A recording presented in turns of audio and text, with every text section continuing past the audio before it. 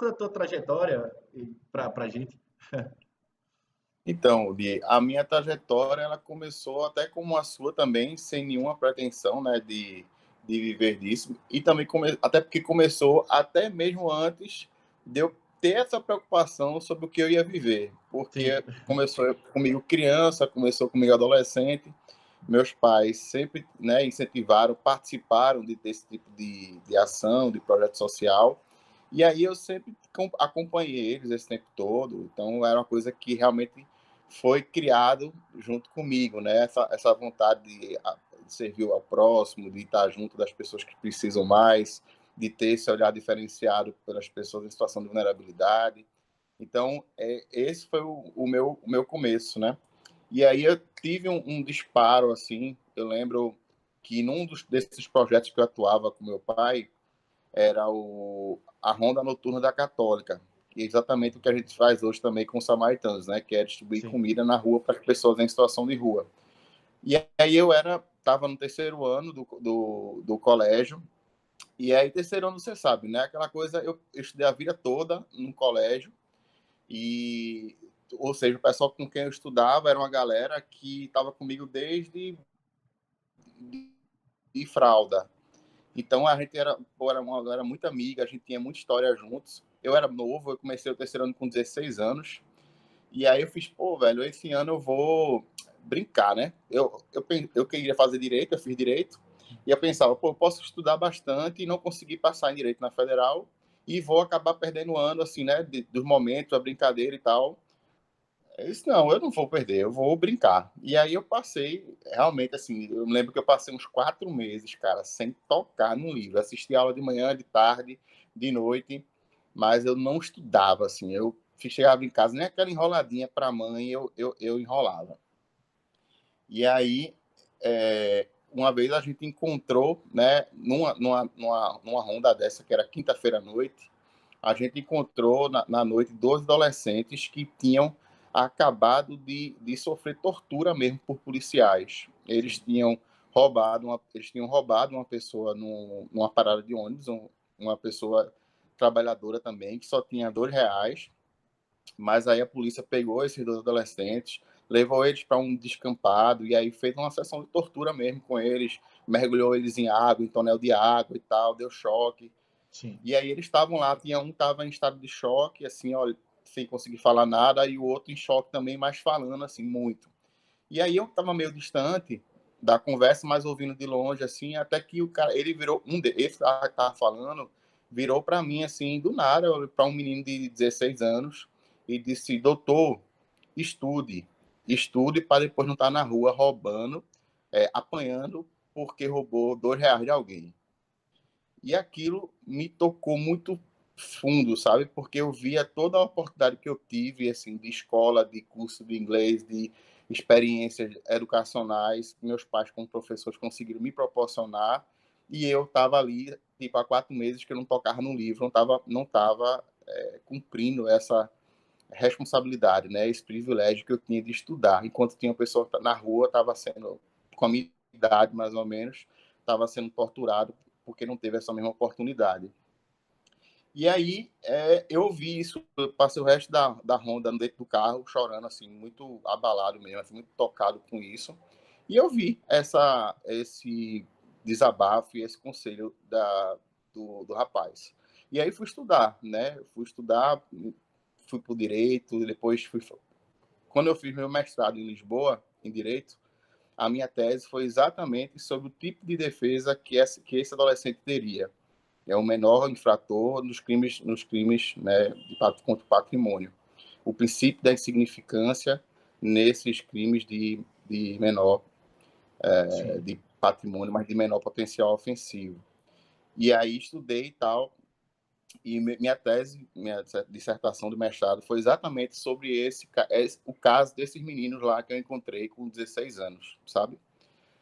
Mas mesmo assim, é, é, o tempo do direito ele é outro, sabe? O tempo de um processo acabar, um tempo da prisão acontecer, o tempo. Então, isso ainda era muito lento para mim. E como eu já estava nas ruas nesse tempo todo, já estava fazendo as coisas acontecerem, né, nos grupos e tal, eu via que o tempo que eu queria agir era o agora, sabe? Era uma coisa que eu precisava, o tempo era o agora. E aí foi quando eu comecei a pensar e sonhar comigo essa coisa de ser empreendedor social.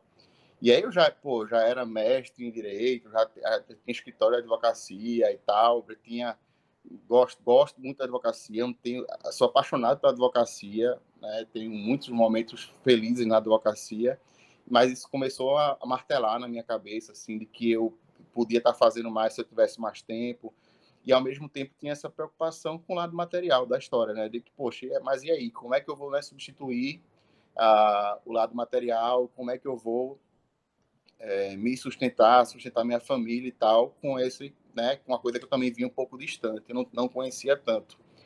E aí eu comecei a enveredar, através dos Samaritanos, né, a gente já tinha, quando abriu o Samaritanos, a gente já tinha um sonho grande, assim, não de ninguém viver aquilo, mas de um sonho dos Samaritanos ser algo que fosse mais efetivo na vida das pessoas mesmo, sabe?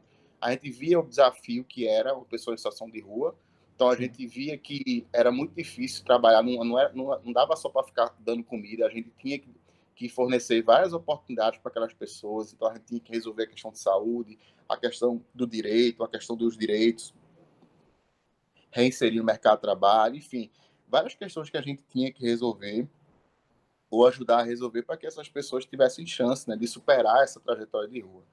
Então a gente já tinha esse sonho que o Samaritanos fosse maior e pudesse fazer mais, e a gente começou a estudar.